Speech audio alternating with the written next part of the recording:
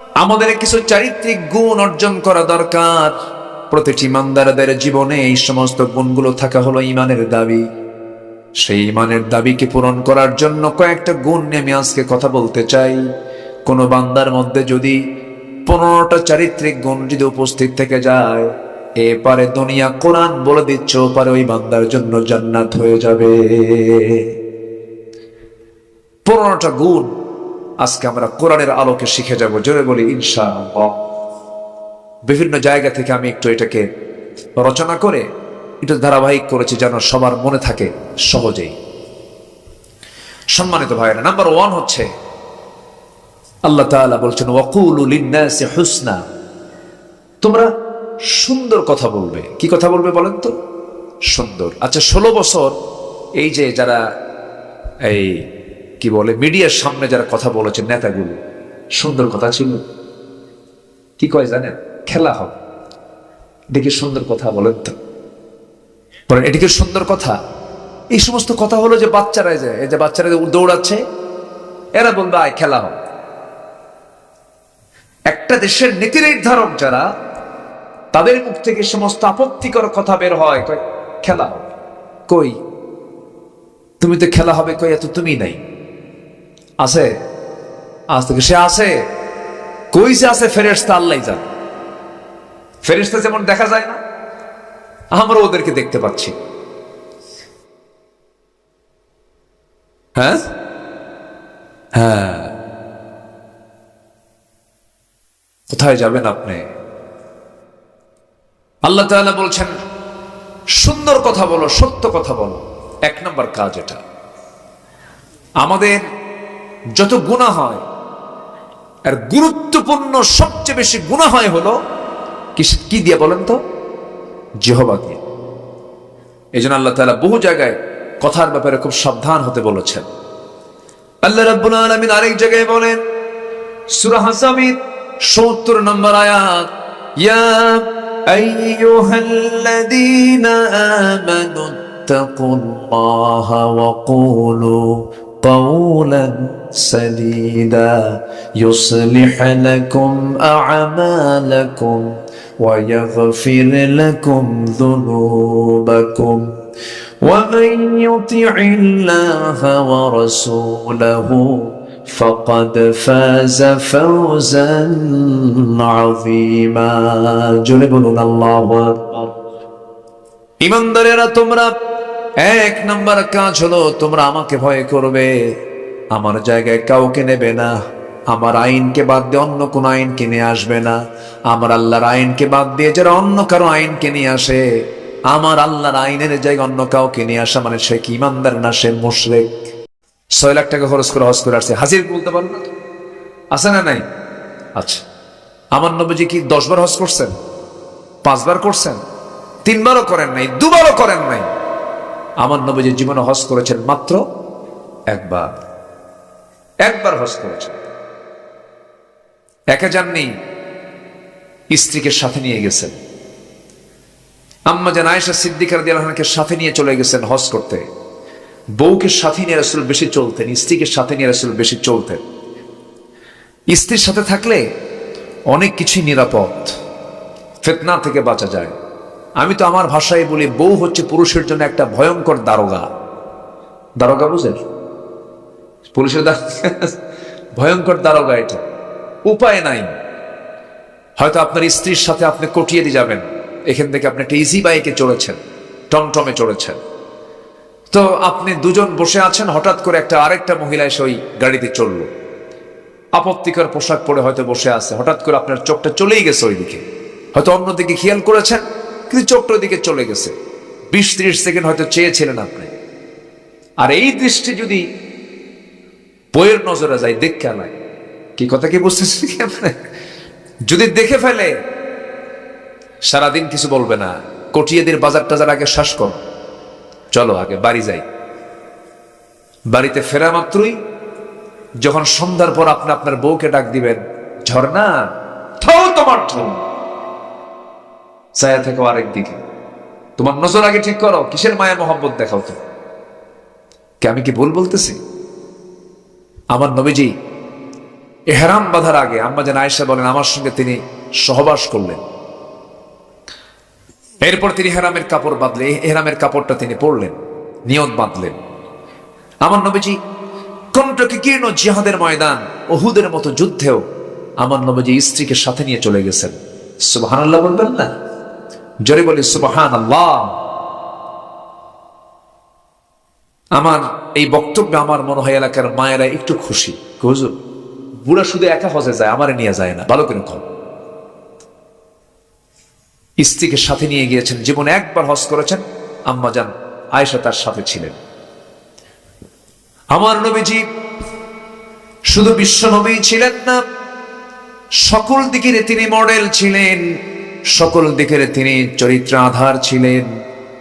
স্ত্রীর সামনে যখন দাঁড়াতেন স্বামী হয়ে যেতেন, সন্তানদের সামনে দাঁড়াতেন বাবা হয়ে যেতেন, শিশুদের সামনে দাঁড়াতেন শিশুপ্রিয় হয়ে যেতেন, জিহাদের ময়দানে দাঁড়াতেন সেনাপতি হয়ে যেতেন, মসজিদে চলে যেতেন ইমাম হয়ে যেতেন, আবার ব্যবসা করতে যেতেন ব্যবসায়ী হয়ে যেতেন, শ্রম দিতে গেছেন শ্রমিক হয়ে গেছেন, যুদ্ধ করতে গেছেন যোদ্ধা হয়ে গেছেন।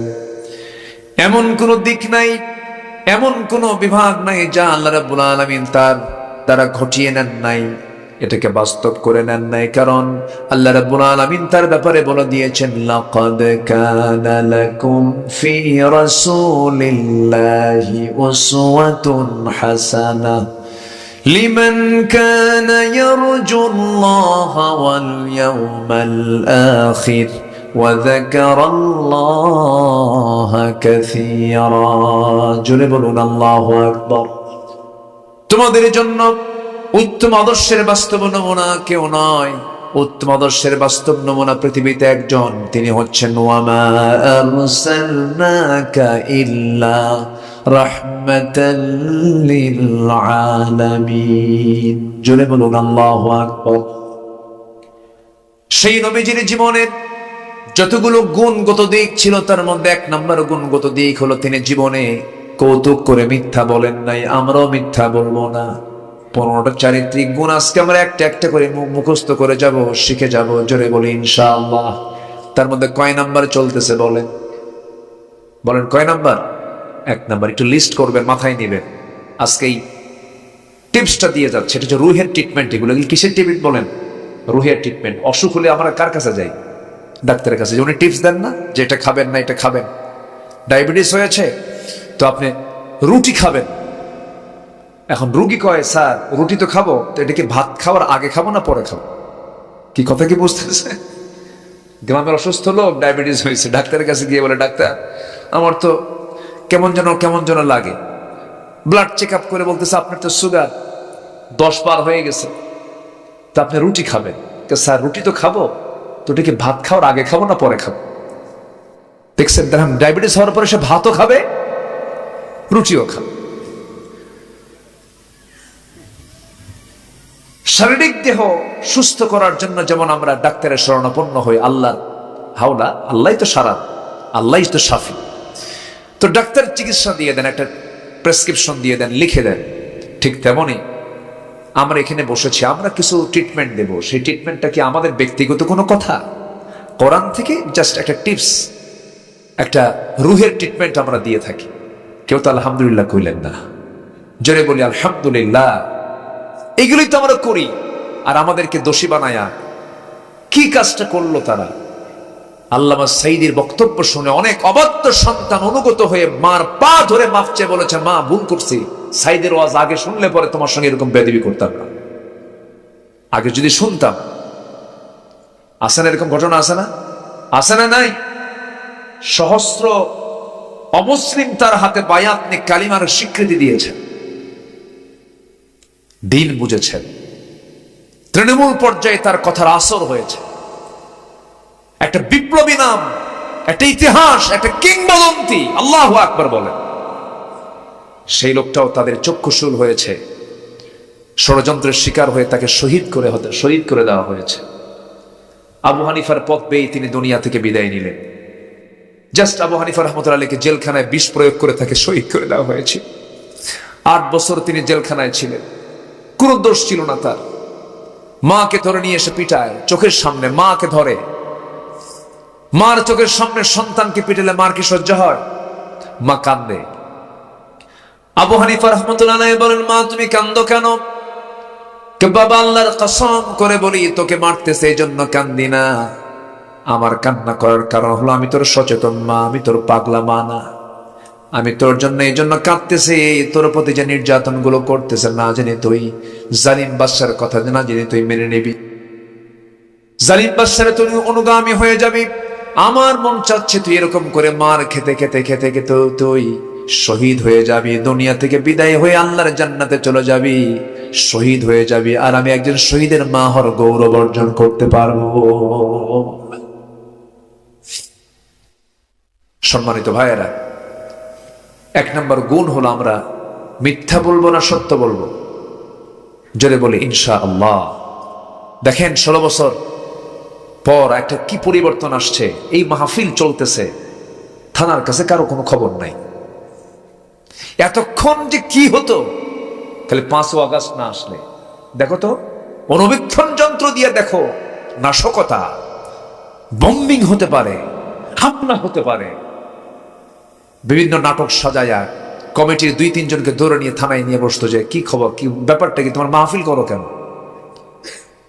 এখন উল্টা থানা আর কখন কি বলবে, থানায় উল্টা ফোন দিয়ে কমিটিকে বলে কিছু লাগবে কি। আমি কি ভুল বলতেছি? পাশে যিনি বসে আছেন সভাপতি মহোদয়, উপায় নাই, বিগত 16 বছর কোন আলেম সভাপতি হবে? উপায় নাই, দাড়িও নাই, মোসও নাই, নামাজও নাই, কালামও নাই। ও যাত্রা কমিটির সভাপতি, আবার মাহফিল কমিটির সভাপতি। আছে না নাই? ছিল কি না? ছিল। আজকে দেখেন সেট আপ চেঞ্জ, কেউ নাই। মাহফিলে বক্তার নাম দেখা যেত না, বক্তার নাম আরো নেতার ঠেলা, বক্তার নাম আক্রান্ত। বক্তা কি? আক্রান্ত। বক্তার নামই বুঝি আগে পিছে, মানে জুলুম করতে করতে পোস্টারও জুলুম হয়েছিল। পোস্টারে কি ছিল? জুলুম। এই নেতার নাম নাই, এই নেতার নাম আগে কেন, এই নেতার নাম পরে কেন, নাম ছোট কেন, নামটা ছোট আকার হলো কেন, মাহফিল বন্ধ। কি কথা কি বুঝতেছেন আপনারা? এগুলোই করেছ। হ্যাঁ, আমার দিকে তাকান। তাহলে আমরা কি হাসা বলবো না মিশা বলবো? বলেন বলেন বলেন। এদিকে হাসা কথা কয় তো না, হাসা শব্দ বলে। আচ্ছা, বোঝেন তো না? জি, আমরা মিথ্যা বলবো না সত্য বলবো? সত্য বলবো। সত্য মানুষকে জান্নাতে নিয়ে যাবে। একটা আমল আপনি করেন, যার জীবনে মিথ্যা কথা মুখ থেকে বের হবে না, তার দোয়া কোনোদিন মিস হবে না। সুবহানাল্লাহ বলেন। তো দোয়া কবুলের একটা গুরুত্বপূর্ণ আমল কি? এই জিহ্বায় কখনো মিথ্যা নিয়ে আসা যাবে। আপনি যা বলবেন তাই কবুল হবে। একই সূরা ফাতিহা আপনি ফু দেন, আপনি সাধারণ মানুষ, ঠিক আছে, ফু দেন, আপনার শরীরে আপনিই ফু দিবেন, আপনার ফুতে কাজ হয় না। আবার যদি কোনো আল্লাহওয়ালা, যাদের মুখে কোনো নাপাকি কথা বের হয় না, যারা কোনো বাজে কথা বলে না, তারা যদি সূরা ফাতিহা দিয়ে ফু দেন, তাদের কথা কি বরকত হয় না? কেন বরকত হয়? একটা আলেমের সূরা ফাতিহা আর একজন জাহিলের সূরা ফাতিহা তেলাওয়াতের মধ্যে অনেক তফাৎ আছে না নাই? আছে। এই জন্য মানুষ হুজুরের কাছে দোয়ার জন্য যায়। কেন? তার মুখটা বেফাস নয়। আমরা মুখটাকে পরিষ্কার রাখবো। জোরে বলি ইনশাআল্লাহ। আমরা যখন মার পেটের ভিতরে ছিলাম, আমি যখন মার পেটের ভিতরে চলতেও পারি না, খেতেও পারি না, আমার মার পেটের ভিতরে আল্লাহ রাব্বুল আলামিন আমাকে দীর্ঘ 9 থেকে 10 মাস রেখেছিলেন। কেমনেতে আমি সেখানে থাকলাম, কি খাইলাম আমি? আল্লাহ রাব্বুল আলামিন ইচ্ছা করলে পরে এই খাবারগুলো মুখ দিয়েও খাওয়াতে পারতেন, কিন্তু মার মাসিক অসুখকে বন্ধ করে আল্লাহ রাব্বুল আলামিন সেই মার পেটের ভিতরে মুখের খাওয়ার বন্দোবস্ত না করে ওই 9টা মাস মার তারের সাথে আমার তার জোড়া লাগায় দিয়া, মার নাভির সাথে আমার নাভি জোড়া লাগায় দিয়া সেই মার পেটে স্থায়ী খাবারের বন্দোবস্ত করে দিয়েছেন। এই জন্য মুখ দিয়ে খাবার খাওয়ার নাই, কারণ এই পবিত্র মুখ দিয়ে তুই আমার নামে বলবি আলহামদুলিল্লাহি রাব্বিল আলামিন। প্রশংসা কার? আসতে বলবেন না, প্রশংসা কার? আল্লাহর। তাহলে এই মুখটাকে নাপাক করা যাবে? তাহলে নাপাক বলা যাবে না, মিথ্যা বলা যাবে না, নাপাক খাওয়া যাবে না, নাপাক কোনো কিছু মুখে নেওয়া যাবে না। কিন্তু শীতকাল আসলে যে বিড়ি খাওয়া বাড়ে, বলবো না? রাগ করতেছেন? হুজুর সব তো ধরে ফেলতেছেন আপনি। বিড়ি যে খায় জাতি, ওরে বাপরে বাপ! বিড়ির একখান টান মেরে ধোঁয়া দেখে কয়টা লাই গেল, এত টানা টানে কেন? আল্লাহ কি বিড়ির জন্য দুনিয়াতে পাঠাইছে আমারে? না। আবার মাহফিল এসে প্রশ্ন করে, হুজুর বিড়ি খাওয়া কি জায়েজ আছে? মানে উনি জায়েজের চেষ্টায় আছে, উনি তো ছাড়ার চেষ্টায় নাই, উনি জায়েজ করা যায় কেমন এই চেষ্টায় আছে। না, কোন নেশার দিকে আমরা যাব না। জোরে বলি ইনশাআল্লাহ, জোরে বলি ইনশাআল্লাহ। 53 বছরে যে কতবার বাজেট দেশে হয়েছে, প্রত্যেক বাজেটই অর্থমন্ত্রী বিড়ি সিগারেটের দাম কমাইছে না বাড়াইছে? প্রত্যেকটা বাজেটই ঊর্ধ্বমুখী বাড়ায় দিছে। কিন্তু যারা বিড়ি খায় তারা আবার এক জায়গায় হয়ে বলল, যত বাড়ান বাড়া, প্রয়োজনে বাড়ি বেঁচে খাবো। কি বেঁচে খাবো? বাড়ি বেঁচে খাবো না। আমরা এই মুখটাকে পরিচ্ছন্ন রাখবো খারাপ খাবার থেকে এবং খারাপ কথা থেকে। জোরে বলি ইনশাআল্লাহ। আমার কথায় কি বিরক্ত হচ্ছেন আপনারা? এই কথাগুলো কি শোনার দরকার আছে না? আছে, মাথায় রাখবেন। পরিবারকে নসিহা করবেন, সন্তানদেরকে বলবেন এই কথাগুলো, মিথ্যা বলবা না কখনো। আব্দুল কাদের জেলানী তিনি এত বড় পীর এমনি হন নাই, আদর্শ মায়ের সন্তান তিনি ছিলেন। শিক্ষা অর্জন করার জন্য, এই আব্বু বসো বসো, কিসের চাপচুপ, বসো, তোমাদের জন্যই তো বসে আছি আমি। যুবকরা তো দেশ গড়ছে, যুবকরা তো দেশ স্বাধীন করেছে, ঠিক ঠিক কেনা? ঠিক কেনা? তুমি যাবা কেন? বসো। কি জন্য বলতেছিলাম ভুলে গেলাম। আব্দুল কাদের জিলানী রাহমাতুল্লাহ আলাইহি, আল্লাহু আকবার, পড়াশোনা করার জন্য চলে যাচ্ছেন নিজের দেশ ছেড়ে অন্য দেশে। ছোট মানুষ, মা বলতেছে, বাজান শোনো, এই যে তোমার পকেটে স্বর্ণ মুদ্রা দিলাম। কি মুদ্রা? গোল্ড, গোল্ড স্বর্ণ মুদ্রা দিলাম, নিয়ে যাবা, কোনোদিন মিথ্যা বলবা না মুখ দিয়া। চূড়ান্ত ক্রাইসিস পিরিয়ডও মিথ্যা কথা বলবা না। যাও, আমার একটা নসিহত তোমার, তুমি চলে যাও। মা কয়টা নসিহত দিছে? একটা। এক নসিহত নিয়ে চলে গেলেন। রাস্তার মাঝে ডাকাত ধরে ফেলেছে, সবাইকে মারতেছি, সবাইকে রক্তাক্ত করে যার কাছে যা কিছু পাচ্ছে সব নিয়ে চলে যাচ্ছে। ঠান্ডা মাথার মানুষ আব্দুল কাদের জিলানী সামনে গিয়ে দাঁড়ালেন। যখন তার কাছে বলা হলো, এই শিশু তোমার কাছে কি আছে? পকেট থেকে সকল স্বর্ণ মুদ্রাগুলো বের করে ডাকাতের সামনে রেখে দিয়ে বলছে, এই যে আমার কাছে সামানগুলো আছে, এই টাকা পয়সাগুলো আছে। ডাকাত দলের সদস্যরা সব আশ্চর্য হয়ে বলল, কেউ তো সহজে বের করতে চায় না, মারতে হয়, চাপ দিতে হয়। এই ছোট্ট বাচ্চাটা কি হঠাৎ করে সবকিছু বের করে সামনে হাজির করে দিল? কারণটা কি? প্রশ্ন করা হলো, তুমি যা বললাম তাই তো করলে, এখানে তো মিথ্যার আশ্রয় তুমি নিতে পারতা। ছোট্ট আব্দুল কাদের জিলানী বলছেন, আমার মার উপদেশ, জীবনে যত কঠিন মুসিবতে পড়ো না কেন বাবা, কোনোদিন মিথ্যা কথা বলবা না। ডাকাতদের চোখ বেয়ে টপ টপ করে পানি পড়ে। ডাকাতরা বলল, ছোট্ট বাচ্চা, তোর এই উত্তম নসিহতের দ্বারা আজকের থেকে আমাদের ডাকাতি কাজ আমরা বন্ধ করে দিলাম। বলেন এখানে কোন গুণ, কোন গুণ, কোন আমল, কোন আমল? সত্য কথা। আমার বন্ধুগণ, এই আব্দুল কাদের জিলানীর ইতিহাস আমরা অনেকেই জানি না।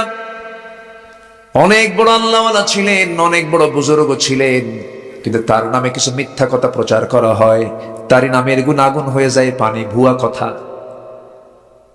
তার নামকে কলঙ্কিত করা হয়েছে এই সমস্ত কথাগুলো বলে।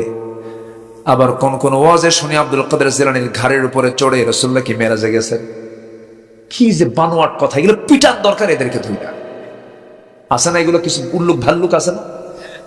বেহুদা কথা, কোথাকার কথা কোথায় লাগায়। রসুল গেলেন মেরাজে, আর আব্দুল কাদের জিলানী, আমার তো ব্রেনেই খেলা না এগুলো। আব্দুল কাদের জিলানীকে বলা হলো, আপনি কি সাহাবীদের, আপনার সম্মানটা কি সাহাবীদের মতো হতে পারে? উনি বলেন, তুমি এই প্রশ্ন করছো কেন আমারে? সাহাবীরা জিহাদের ময়দানে অংশগ্রহণ করে ঘোড়ার পিঠে চড়ে যে ঘোড়ার খুরে রাখাতে যে ধুলার কণা উড়েছে, সেই ধুলার কণার যোগ্যতাও আব্দুল কাদের জিলানীর নাই। আর এরা কি কয়, রাসূল যখন মেরাজে যান, বোরাকে চড়বেন, তো পাটা রেখেছেন হলো আব্দুল কাদের জিলানীর ঘাড়ের উপর। বলেন তো এদের কি করা দরকার, বলেন তো এদেরকে। 16 বছর, হ্যাঁ,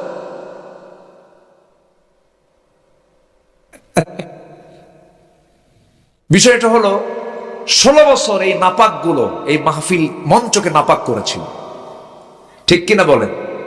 শামীম ওসমানের মতো এক সন্ত্রাসী, নাম শোনেন না আপনারা, এই যে নারায়ণগঞ্জের, ও তো প্রথম কইছে খেলা হবে, বোঝেন নাই, ওখান থেকে গোটা দেশ খেলা হয়, মানে ওটা শুরু, ওটা শয়তান নাম্বার 1, ওটাই শুরু করছে এটা।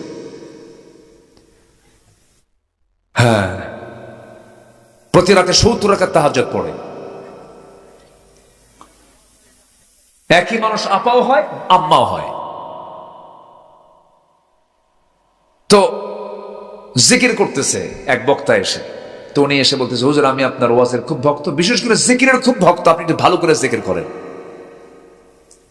জিকির শুনতে শুনতে আমি, যাদের ভক্ত যদি এরকম লোক হয়, এই 16 বছর এমন আলেম আছে, মাথায় টুপি ছিল, মুখে দাড়ি ছিল, মামলা তো দূরে থাক, একটা আঁচড় পর্যন্ত লাগে নাই, বাতিলদের দালালি করেছে ওরা, ঠিক কিনা? বাতিলদের দালালি করেছে। এখন চোরের মায়ের বড় গলা। সাবধান থাকতে হবে এদের থেকে। আল্লাহ মুনাফিকদের কবল থেকে আল্লাহ আমাদেরকে হেফাজত করুন, জোরে বলি আমিন।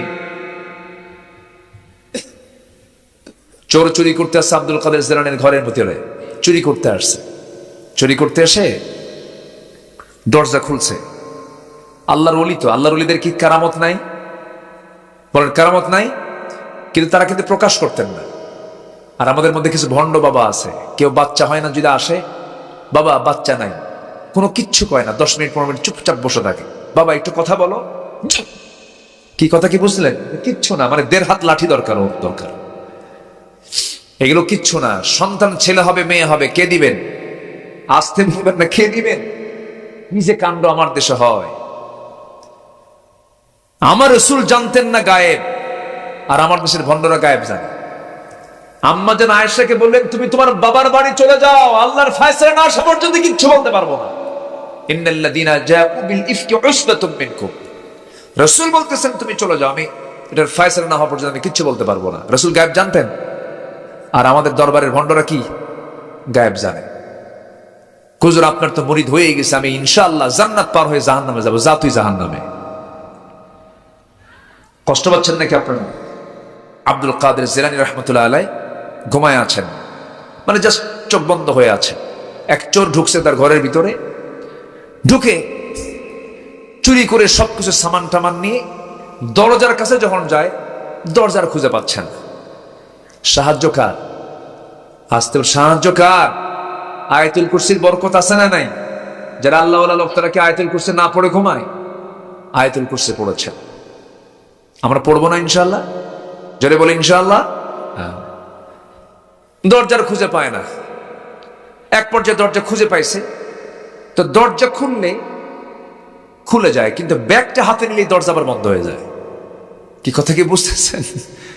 এটা আল্লাহই তো ফয়সালা করেন, এটা আমার ইতিহাসে পেয়েছি, যা পেয়েছি বলতেছি।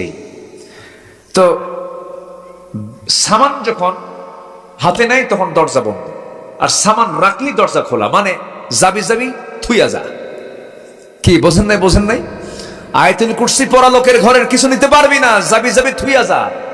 চান্স দিলাম, খুব চেষ্টা করছে, কিছুক্ষণ পারে নাই। কিছুক্ষণ পর দেখে ব্যাগ থুইয়া গেলেও দরজা খোলে না। কি কথা কি বুঝতেছেন আপনারা? এখন কি করবে? ধরা তো পড়ে যাবে। চট করে সে এখন বাঁচার জন্য চিন্তা করলো, বাঁচা যায় কেমনে? সে চকির তলে গেল, চকি চূড়ান্ত চকি নিচে চলে গেছে। আমার বন্ধুগণ, আব্দুল কাদের জিলানী রাহমাতুল্লাহ আলাইহি সেই সময় করলেন কি?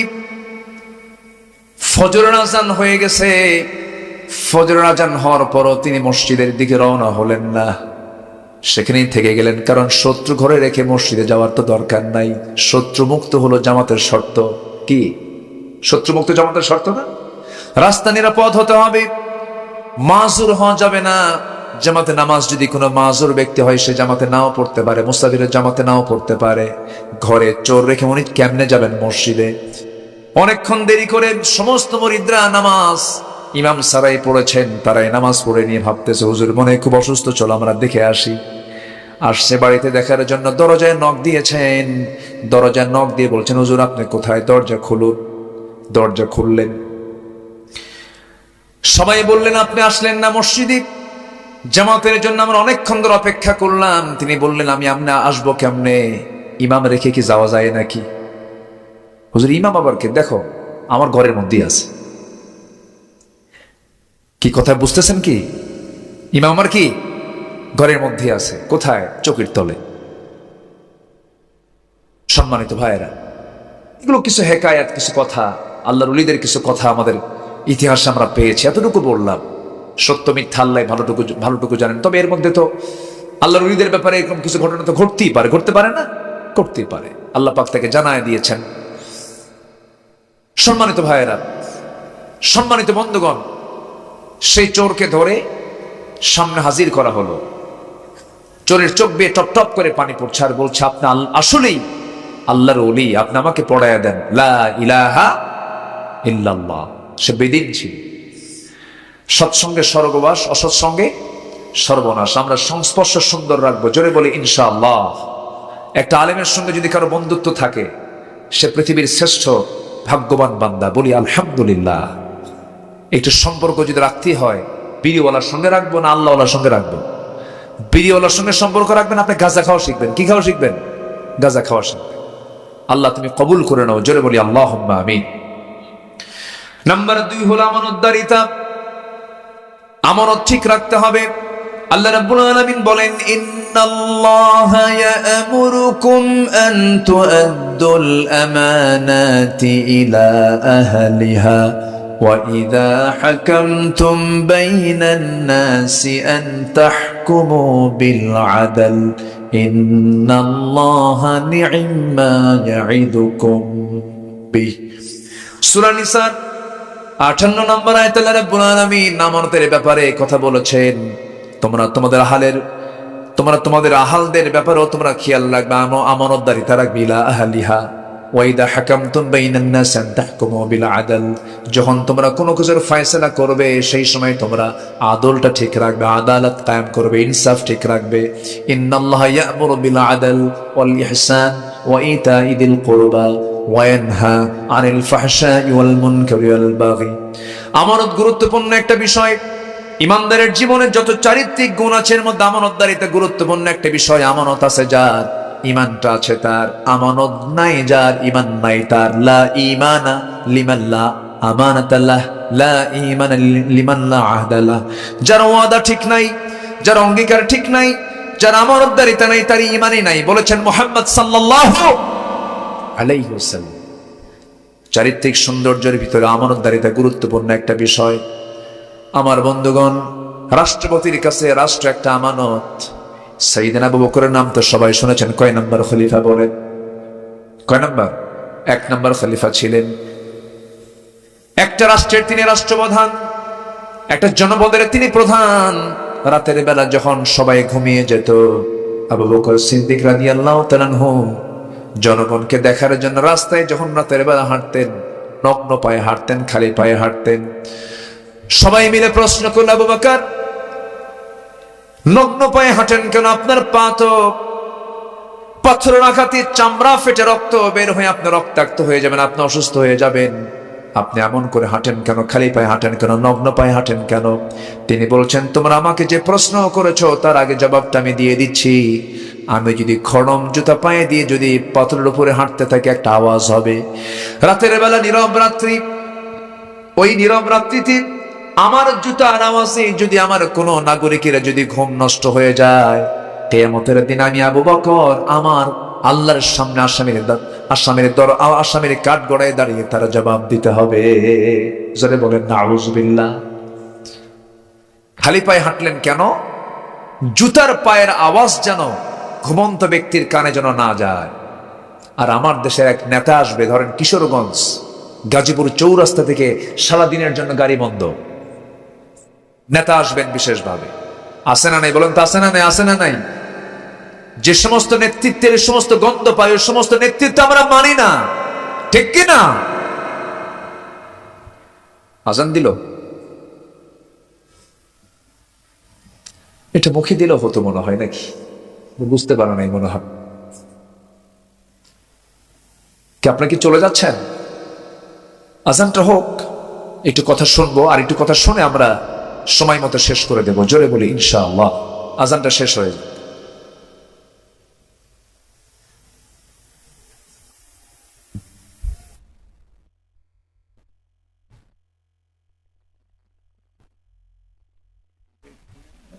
এটা জন্য নামাজ পড়তে পারে হইতে হয়। হ্যাঁ, আমরা কেমন নেই 4টার পরে আমরা এখানে জামাত পড়াই নেব। হ্যাঁ,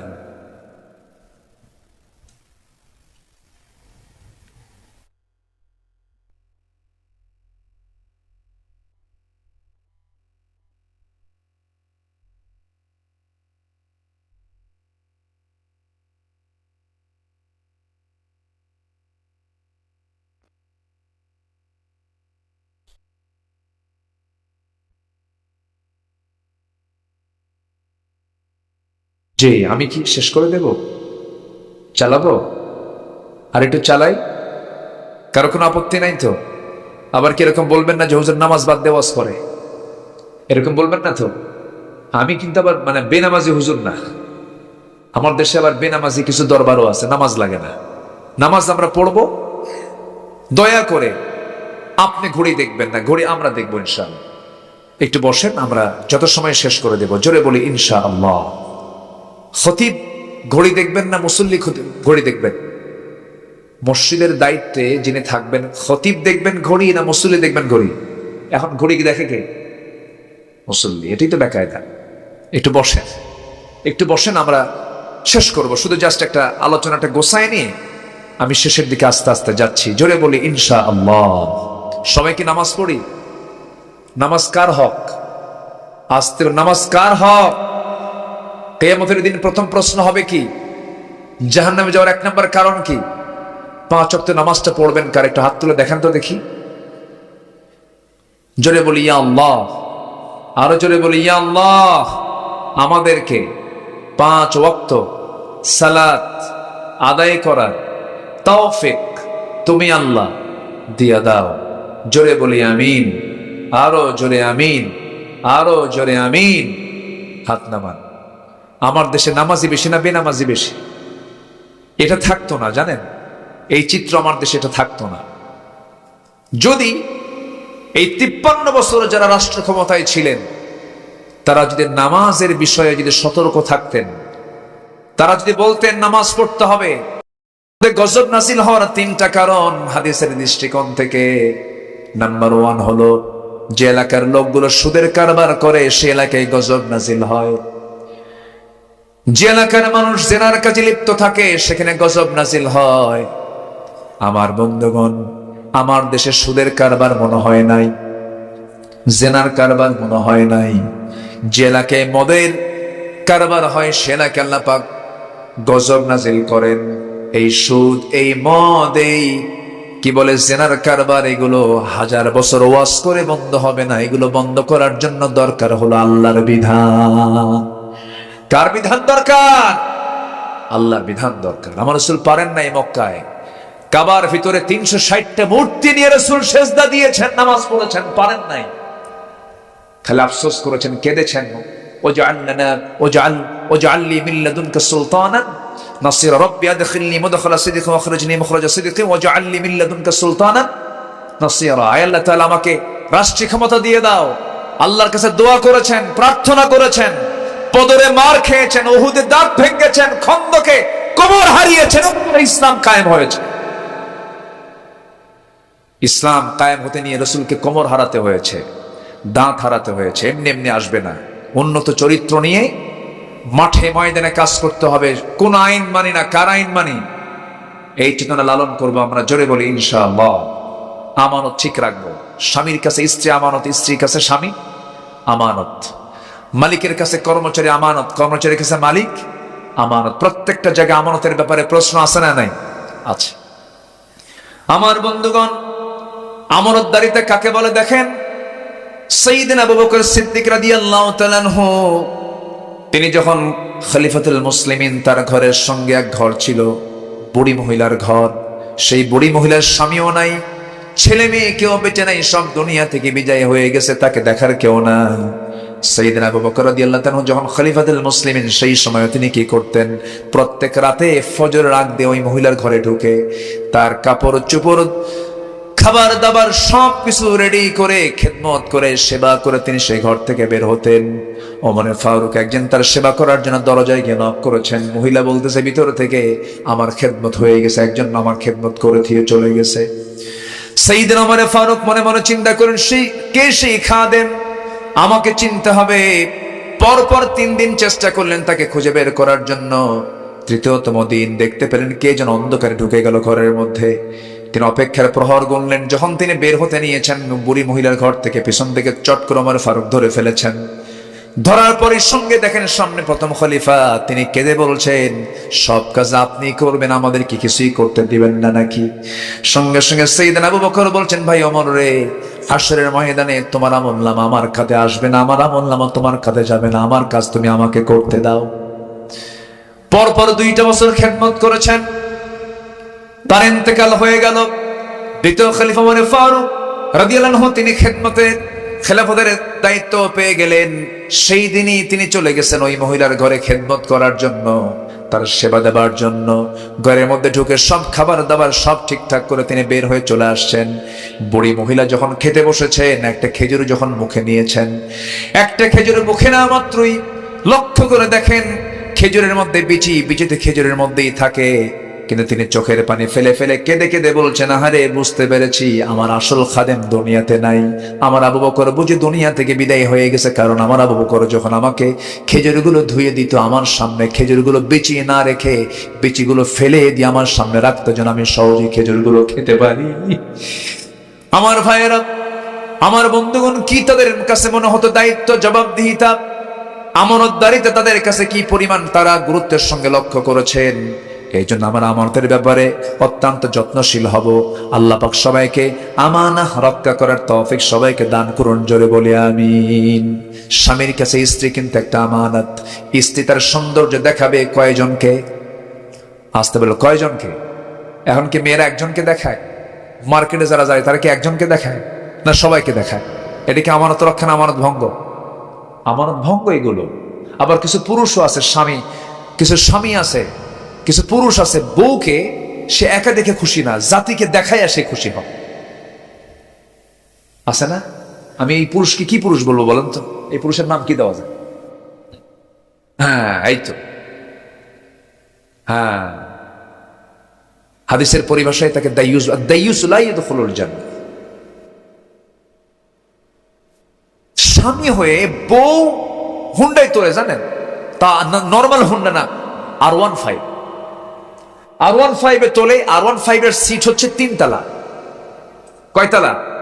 3 তলা। আর প্যাসেঞ্জার সিট তো 3 তলার, ড্রাইভিং সিট হলো আন্ডারগ্রাউন্ড, নিচে বসে। আর বউকে একদম 3 তলায় তোলে, মাথা থেকে পা পর্যন্ত সাজগুজ করায়া, ঠোঁট লাল লিপস্টিক, শাড়ি টেরি লাল শাড়ি, টকটকা শাড়ি, চুল টুল ছেড়ে দিয়া, আটা ময়দা গালে গুলে লাগাইয়া বললো উঠো হুন্ডায়। হুন্ডায় চললো। হুন্ডায় এক টান মারলো, টান মারতে নিয়ে আওয়াজ কম, পাইপ খুলে ফেলে। পাইপ খুললে তখন হুন্ডার আওয়াজ হয় না, তখন হেলিকপ্টারের আওয়াজ। বাস দিল একখান টান, এক টানে একদম ভৈরবের মোড় পর্যন্ত। 2 দিকে তো ফটফট আওয়াজ হচ্ছে। কি গেল রে? সব নজর দিয়ে দেখে যে মানে কি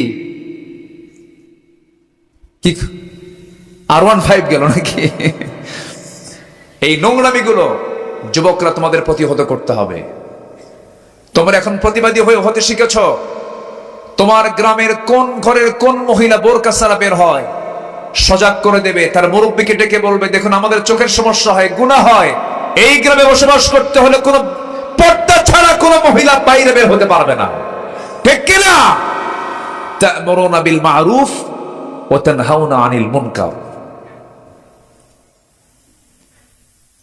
গ্রামের মাতব্বর নামাজ পড়ে না, যুবকরা তোমরা সব এক জায়গায় হয়ে বলবা চাচা আপনি নাকি নামাজ পড়েন না, আপনার মাতব্বরি আমরা মেনেছি, এখনো মানবো, সামনেও মানবো।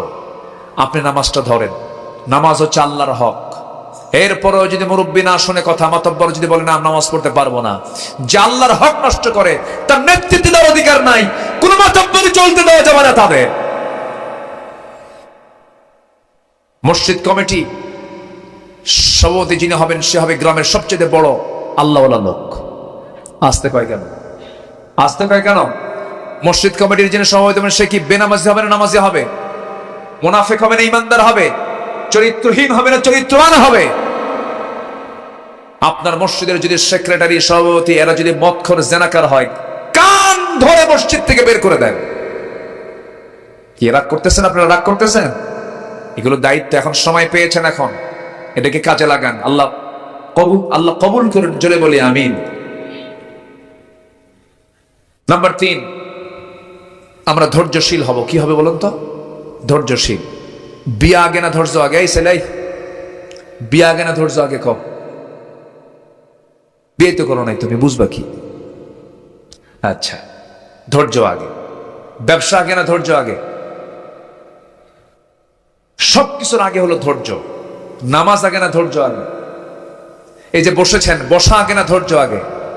ধৈর্য আগে। ধৈর্য ছাড়া পৃথিবীর কোন কাজে সফলতা অর্জন করা সম্ভব না। আমরা ধৈর্য আনবো, জোরে বলি ইনশাআল্লাহ। তাহলে ইমানদারের যে চারিত্রিক গুণগুলো, এগুলো কি আমাদের জানার দরকার আছে না? আচ্ছা, আমরা একটা একটা করে মানবো, জোরে বলি ইনশাআল্লাহ। স্বামী স্ত্রীর মধ্যে দ্বন্দ্ব হয়েছে, ধৈর্য ধরবে বেশি কে, স্ত্রী না স্বামী? অনেকে আসতে করে হুজুর কিচ্ছু কব না, বইয়ের দিকে দায়িত্ব দিয়ে দেন, এরকম ভাবতেছেন নাকি? না, ধৈর্য ধরবে বেশি হলো স্বামী, কারণ স্বামী হচ্ছেন লিডার, তাকে ধৈর্যের পরিচয় দিতে হবে। মেয়েরা সৃষ্টি করতে হবে সোজা হারে না বাঁকা হাড়ে? আস্তে কাক, সোজা হারে না বাঁকা হাড়ে? বাঁকা হাড়ে। আপনি এটাকে সোজা করতে যাবেন, খুলিকাত মিন দিলআইন, ভেঙে যাবে। ধৈর্যের পরিচয় দিতে হবে, তবে তাদেরকে সম্মানও করতে হবে, তাদেরকে ইজ্জত দিতে হবে। অনেকে বউকে পাত্তাই দিতে চায় না, বউয়ের কোনো কথা গুরুত্ব দিতে, এরকম আছে না? কিছু আছে না? আছে। কিন্তু বউ কিন্তু গুরুত্বপূর্ণ একটা জায়গা। আল্লাহ রাসূল বলেছেন যে যে স্ত্রী বলবে তার স্বামী ভালো, আল্লাহ বলবেন ওই বান্দা আমার ভালো। যেরকম সুবহানাল্লাহ। এই জন্য সার্টিফিকেট বাইরে আগে নেওয়ার চাই, তাকে বউয়ের কাছ থেকে নিতে হবে, তুই আমার আগে ভালো বল। বউ যদি বলে ভালো, আল্লাহ বলবেন ভালো। এটা কম কথা না, কিন্তু বিশাল কথা। কিন্তু এটা এই জন্য নিজের পরিবারের কাছে সবচেয়ে বেশি ভালো ছিলেন মুহাম্মদ সাল্লাল্লাহু আলাইহি ওয়াসাল্লাম। নাম্বার 4 হলো তাওয়াক্কুল, ভরসা করা। ওমাই ইয়াতাওয়াক্কাল আলাল্লাহ ফাহুয়া হাসবুহ। নাম্বার 5 হলো ইখলাস। নাম্বার 6 হলো আদালাহ। নাম্বার 7 হলো তওবা করা, ক্ষমা প্রার্থনা করা। নাম্বার 8 হলো দয়া এবং সহানুভূতি, রাহমা। নাম্বার 5 হলো তাওয়াদু, নম্রতা, ভদ্রতা। নাম্বার 10 হলো কৃতজ্ঞতা, শুকর। নাম্বার 11 হলো সাহসিকতা, সুজাআহ। নাম্বার 12 হলো নেক কাজের আদেশ দেওয়া, মন্দ কাজের নিষেধ করা, মন্দ কাজ থেকে মানুষকে বিরত রাখা। নাম্বার 13 হলো বিশ্বাসযোগ্যতা। নাম্বার 14 হলো নিষ্ঠাবান হওয়া, ইখলাস ফিল আমাল। নাম্বার 15 হলো ধৈর্য এবং সহনশীলতা, সহনশীল হওয়া। এই হিলম, এটাকে বলে হিলম, ধৈর্য এবং সহনশীল হওয়া। এই সমস্ত গুণগুলো যদি কোনো বান্দার মধ্যে অর্জিত হয়ে যায়, আমার জানা মতে যতটুকু আমি বুঝলাম, এই এতগুলো কথাগুলো বলে এই গুণগুলো যে সমস্ত বান্দার মধ্যে থেকে যাবে, সেই সমস্ত বান্দার জন্য কোনোদিন জাহান্নাম হতে পারে না। আল্লাহ এগুলো আমল করার তৌফিক সবাইকে দান করুক, জোরে বলে আমিন। সবার বাড়িতে মা বোন আছে না নাই?